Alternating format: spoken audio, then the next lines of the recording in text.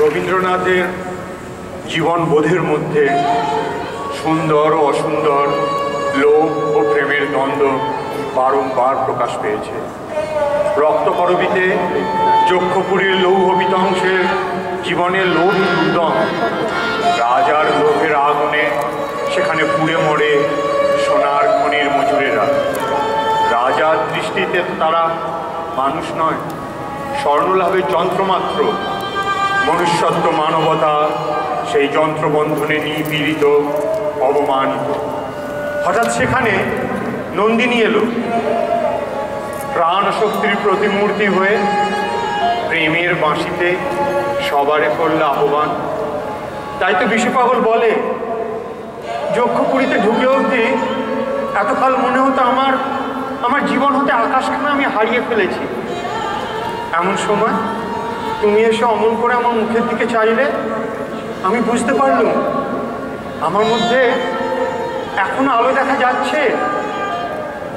পাগল ভাই, এই বন্ধ গড়ের ভিতরে কেবল তোমার আমার মাঝখানটিতেই একখানি আকাশ বেঁচে আছে। আর সেই আকাশখানা আছে বলেই তোমার আর আমার মধ্যে গান বেঁচে আছে। ওগো দুঃখ জাগা নিয়া তোমায় গান শোনাবো।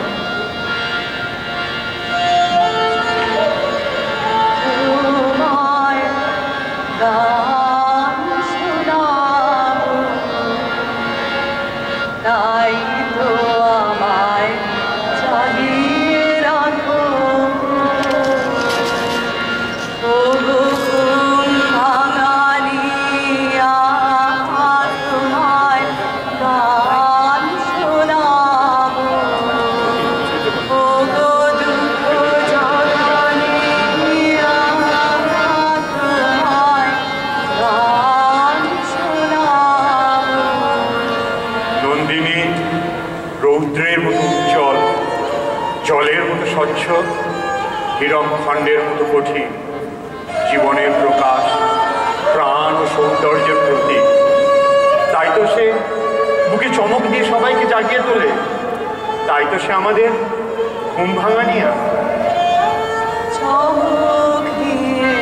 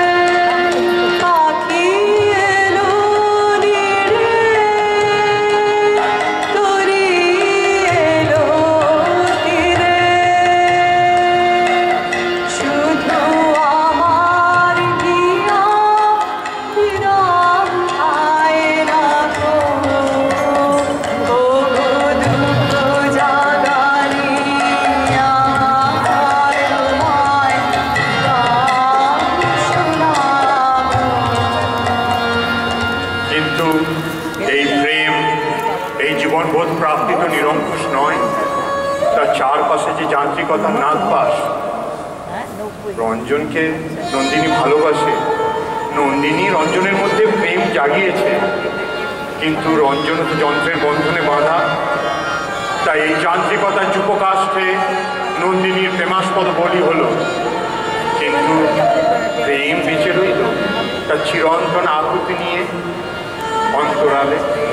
জয়ী হলো জীবনের জয়গান। আমার কাজের মাঝে মাঝে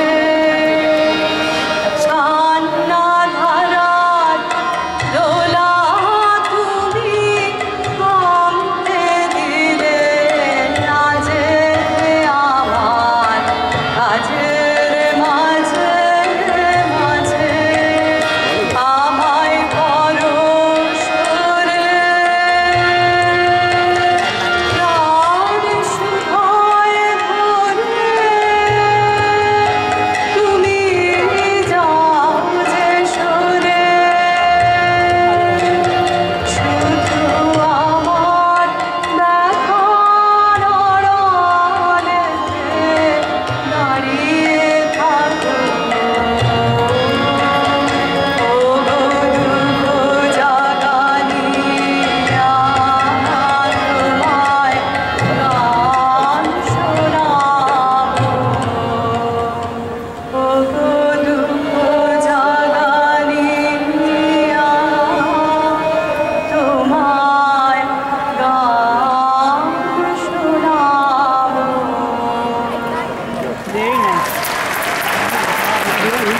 100 বছরেরও বেশি সময় ধরে রবীন্দ্রনাথ আমাদের জীবনকে ঘিরে রয়েছেন।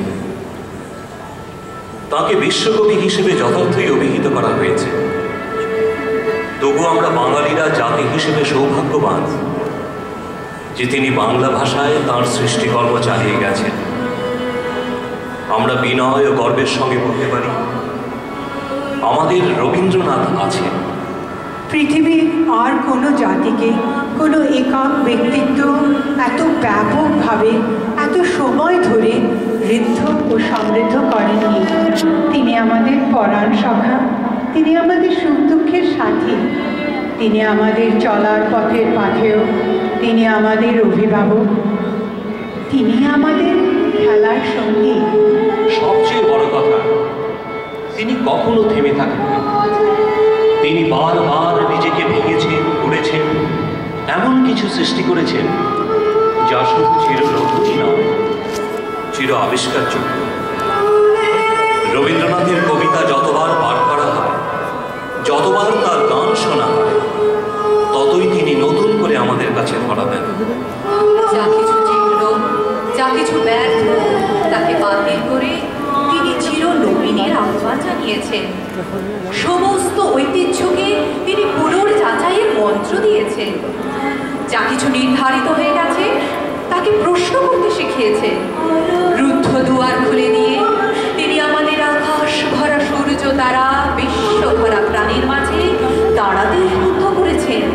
তাই তো কয়েক প্রজন্ম ধরে তিনি একই রকম প্রাসঙ্গিক রয়ে গেছেন। আমাদের এই প্রিয় ধরিত্রী লাভ ও লোভের থাবায় যত বেশি হিংসা ও হানাহানিতে লিপ্ত হচ্ছে, পরিবেশ বিপর্যয়ের দাপটে তার যত বেশি অবাসযোগ্য হয়ে উঠছে, রবি সৃজন নবপ্রজন্মের কাছে যেন আরো বেশি করে নবরূপে মূর্ত হয়ে উঠছে। ওই তো শুনতে পাচ্ছি সাধক কবি, প্রেমিক কবি, পাগল কবি, ভ্রমণের কবি তার প্রবন্ধে আহ্বান জানাচ্ছে।